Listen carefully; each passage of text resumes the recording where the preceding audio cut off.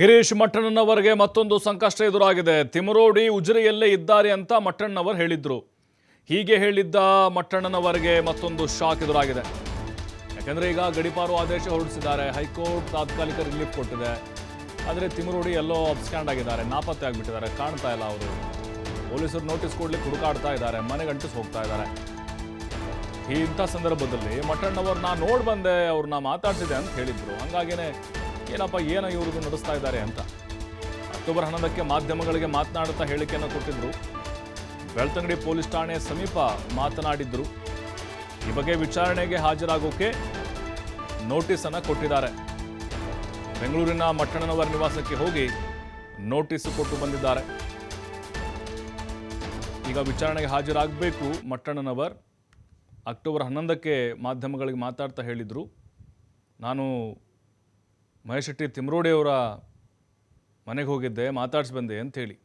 ಅಂದರೆ ಸಿಕ್ಕಿದ್ರು, ನನಗೆ ಮಾತಾಡ್ಸಿದ್ದು, ಇಲ್ಲೇ ಇದ್ದಾರೆ ಅಂತ ಹೇಳಿದ್ರು ಅವರು.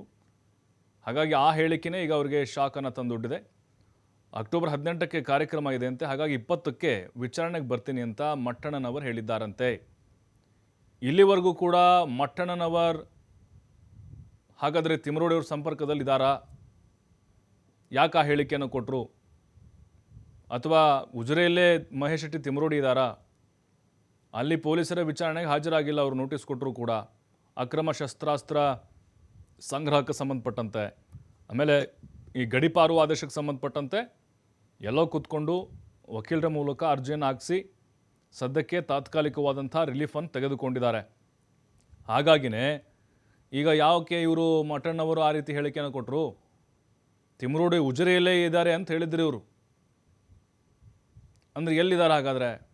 ಪೊಲೀಸರಿಗೆ ವಿಚಾರಣೆಗೆ ಹಾಜರಾಗಬೇಕಾದಂಥ ತಿಮರೋಡಿ ಇಲ್ಲಿವರೆಗೂ ನಾಪತ್ತೆ, ಎಲ್ಲಿ ಓಡಿ ಹೋಗಿದ್ದಾರೆ? ಇದು ಪೊಲೀಸರ ಪ್ರಶ್ನೆ. ಇದು ಇವರು ಯಾವ ಆಧಾರದ ಮೇಲೆ ಹೇಳಿಕೆಯನ್ನು ಕೊಟ್ಟರು? ನಿಜಕ್ಕೂ ಗಿರೀಶ್ ಮಠಣ್ಣವರಿಗೆ ತಿಮರೋಡಿ ಎಲ್ಲಿದ್ದಾರೆ ಅನ್ನೋದು ವಿಚಾರ ಗೊತ್ತಿದೆಯಾ? ಪರಸ್ಪರ ಸಂಪರ್ಕದಲ್ಲಿದ್ದಾರಾ? ಅಥವಾ ಇವರೇ ಏನಾದರೂ ಅವರಿಗೆ ಆಶ್ರಯ ಕೊಟ್ಟಿರ್ಬೋದಾ? ಮಾಧ್ಯಮಗಳ ಮುಂದೆ ಅವರು ಯಾಕೆ ಈ ರೀತಿಯಾದಂಥ ಹೇಳಿಕೆಯನ್ನು ಕೊಟ್ಟರು?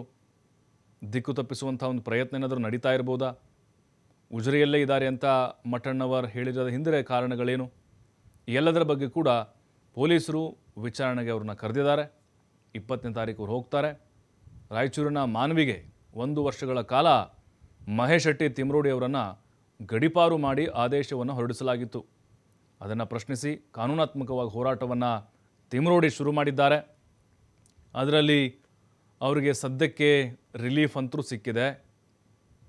ಆದರೆ ಇಲ್ಲಿವರೆಗೂ ಕಾಣಿಸಿಕೊಂಡಿಲ್ಲ, ಅವರು ಎಲ್ಲಿ ಹೋಗಿದ್ದಾರೆ ಅನ್ನೋದು ಕೂಡ ಗೊತ್ತಿಲ್ಲ. ಆದರೆ ಗಿರೀಶ್ ಮಠಣ್ಣವ್ರಿಗೆ ಹೆಂಗೆ ಗೊತ್ತಾಯಿತು ಉಜಿರೆಯಲ್ಲೇ ಇದ್ದಾರೆ ಅಂತ ಹೇಳಿಬಿಟ್ರು? ಹಾಗಾಗಿನೇ ಇದರ ಹಿಂದೆ ಮತ್ತೇನಾದರೂ ಪ್ಲ್ಯಾನ್ ಮಾಡಿದ್ದಾರಾ ಅನ್ನೋದು ಗೊತ್ತಾಗಬೇಕಾಗಿದೆ.